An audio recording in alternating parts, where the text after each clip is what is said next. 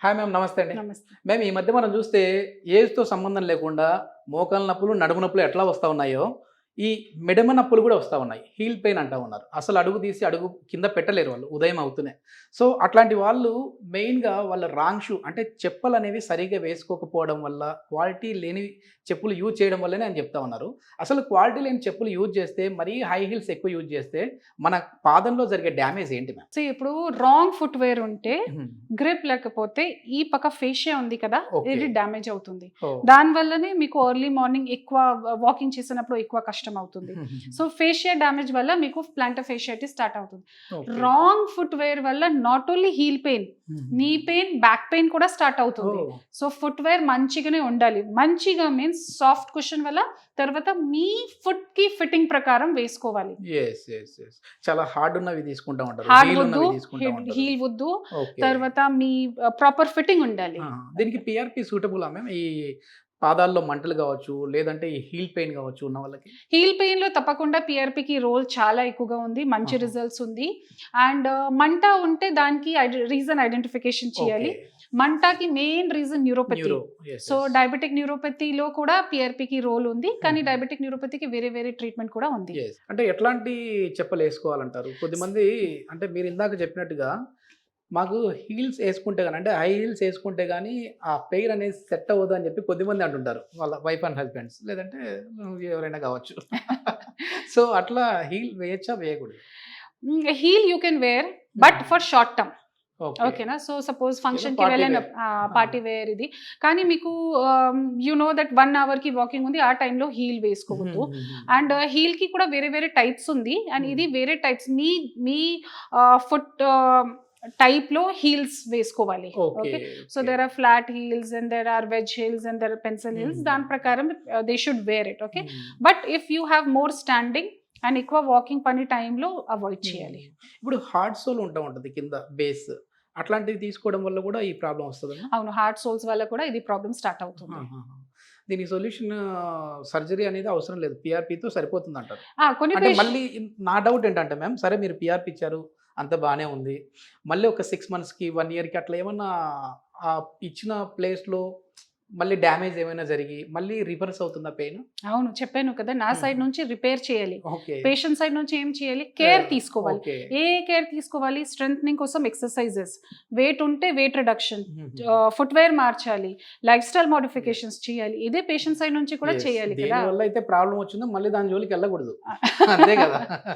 So ఇది నా side నుంచి ట్రీట్మెంట్ నాది, ఓన్లీ పిఆర్పి కాదు, పేషెంట్ కి ఎడ్యుకేషన్ కూడా చేయాలి, పేషెంట్ లో మోటివేట్ చేయాలి that he's ready to do that modification. Okay. మేము ఇప్పుడు ఏజ్ వైజ్ గా కూడా ఇది ఏజ్డ్ పర్సన్ లో చూస్తూ ఉంటాం, కానీ యంగ్ ఏజ్ లోనే వస్తూ ఉన్నాయి. ఒకవేళ ఏజ్ చిన్న ఏజ్ లో వాళ్ళు చేయించుకోవచ్చా, లేదంటే పెద్ద ఏజ్ లో వాళ్ళు చేయించుకోవాలి? ఈ పిఆర్పి ఎవ్రీ పేషెంట్స్ కి సూట్ అవుతుంది. ఇప్పుడు స్పోర్ట్స్ ఇంజరీస్ యూజువల్ గా 13, 14, 15 years వాళ్ళకి స్టార్ట్ అవుతుంది. అండ్ మోకాల అరుగుదల ఆర్ డీజనరేటివ్ కండిషన్స్ 80, 90 వాళ్ళకి కూడా స్టార్ట్ అవుతుంది. ఇది దిస్ ఇస్ వాట్ పేషెంట్స్ రక్తలోనే రక్త కణాలు ఎక్స్ట్రాక్ట్ చేస్తాము. సో ఎవ్రీ ఏజ్ కి సూట్ అవుతుంది ఇది. ఓకే. అంటే కొద్దిమంది 60+ ఉన్న వాళ్ళు భయపడుతూ ఉంటారు కదా. సో మళ్ళీ ఇప్పుడు ఈ ఏజ్లో నాకెందుకు, సైడ్ ఎఫెక్ట్స్ ఏమైనా వస్తాయేమో, మళ్ళీ ఆ పాదం దగ్గర కదా, పాదమే తీయాల్సిన పరిస్థితి వస్తుందేమో అని చెప్పేసి అనుకుంటే భయపడే వాళ్ళు ఉంటారు. వాళ్ళకి ఏం చెప్తారు, భరోసా ఏమి ఇస్తారు? ఇదే సార్ చెప్పాను కదా, ఫస్ట్ థింగ్ ఈజ్ ఇన్ నా క్లినిక్ లో first I understand what patients want.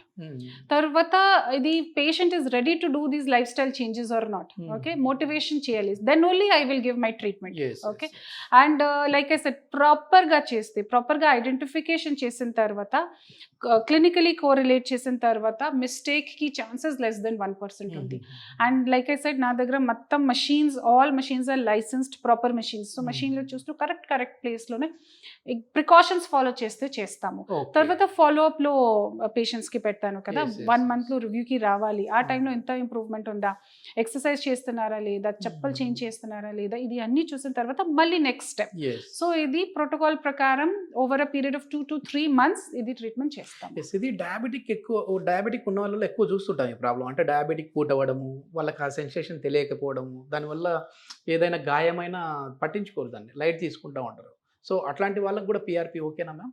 PRP diabetic ఫుట్లో diabetic అల్సర్స్లో పిఆర్పికి చాలా ఇంపార్టెంట్ రోల్ ఉంది. ఓకే, వీ డోంట్ డూ ఇక్కడ నా సెంటర్లో డయాబెటిక్ అల్సర్స్లో పిఆర్పి చేయలేను, కానీ చాలా మంది పేషెంట్స్కి డయాబెటిక్ డాక్టర్స్ చేస్తున్నారా, డయాబెటిక్ అల్సర్ అవుతుంది కదా, దాంట్లో పిఆర్పికి రోల్ చాలా మంచిగానే ఉంది. Okay okay. ఇప్పుడు బయట పిఆర్పికి ఎపియాన్ పెయిన్ మేనేజ్మెంట్ పిఆర్పికి ఉన్న డిఫరెన్స్ ఏం చెప్తారు మీరు? అంటే సరే పిఆర్పి అన్నారు, ఎక్కడైనా మనం చేయించుకోవచ్చు, ఇక్కడికి ఎందుకు రావాలి? నా పిఆర్పికి సిస్టమ్ ప్రోటోకాల్ వేరే ఉంది, నా దగ్గర మెషిన్స్ వేరే ఉంది, నా దగ్గర డాక్టర్స్కి ట్రైనింగ్ వేరే ఉంది. బికాజ్ ఇప్పుడు ఇపియాన్లో లార్జెస్ట్ గ్రూప్ ఆఫ్ డాక్టర్స్ ఉన్నాయి, all are experienced doctors. And ఈ పిఆర్పి ట్రీట్మెంట్ ప్రోటోకాల్ ప్రకారం ఇక్కడే స్టార్ట్ అయింది. ఓకేనా, నా ఫౌండర్ డైరెక్టర్ ఇక్కడే స్టార్ట్ చేశారు. అండ్ దెన్ చాలా ఇయర్స్ ఆఫ్ రీసెర్చ్ తర్వాత all our doctors are very well qualified in regenerative medicine. నాకు స్పెషాలిటీ ఉంది, పెయిన్ మెడిసిన్, అనస్థిషియా, ఎండి అన్నీ ఉంది, కానీ దాంట్లో ఎక్స్ట్రా కూడా ఎవ్రీ 2 monthsలో ఎవ్రీ 3 monthsలో వాట్స్ గెటింగ్ అప్డేట్. సో కాన్ఫరెన్సెస్కి వెళ్తాము, then what courses are coming దాని ప్రకారం ట్రైన్ అవుతుంది. And team, like I said, physiotherapist, dietitian, occupational therapist, counsellors అన్నీ ఉన్నాయి. ఒక పేషెంట్కి 5-6 మెంబర్స్ డిస్కస్ చేసిన తర్వాత ప్రోటోకాల్ ప్రిపేర్ చేస్తాం. Very difference. నైస్ మ్యామ్, చాలా మంచి ఎక్స్ప్లెనేషన్.